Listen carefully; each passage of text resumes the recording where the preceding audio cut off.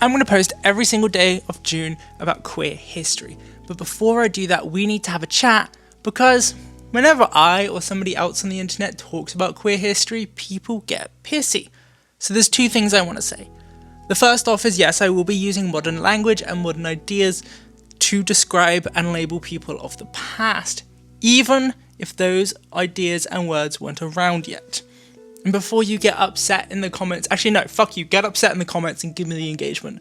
But just know that if you do not allow us to talk about queer history with language and ideas that we all understand, then you are actively participating in the erasure of queer history. And if you want to go have a high-level academic discussion about this without referencing modern terms, then pop off, fuck off and do that. But I'm making at most a 90-second video. I ain't gonna do that, and I'm not trying to talk about and have high-level academic discussions on this.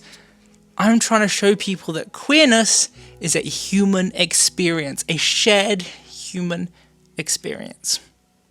The second thing is how we're going to look for evidence, right? Because for most of history, queerness was either so normalized that people didn't bother writing about it because it was unimportant, or it was suppressed. Which makes it very hard to find these pieces of evidence saying, Mary slept with Margaret, right? That just often doesn't exist and minimizes the queerness of history. What we are going to look at is queer-like. So Dr. Judith Bennett talks about lesbian-like, Dr. Tess Wingard talks about trans-like. We're combining it into just queer-like experiences. And all that means is, instead of only looking for this one really solid concrete bit of evidence, we look for what we would describe as a queer experience. For example, two Victorian women who never married and lived in the same one-bedroom house for 30 years, writing about their love for each other, were not platonic. That is a lesbian-like experience, and I'm gonna fucking call them gay.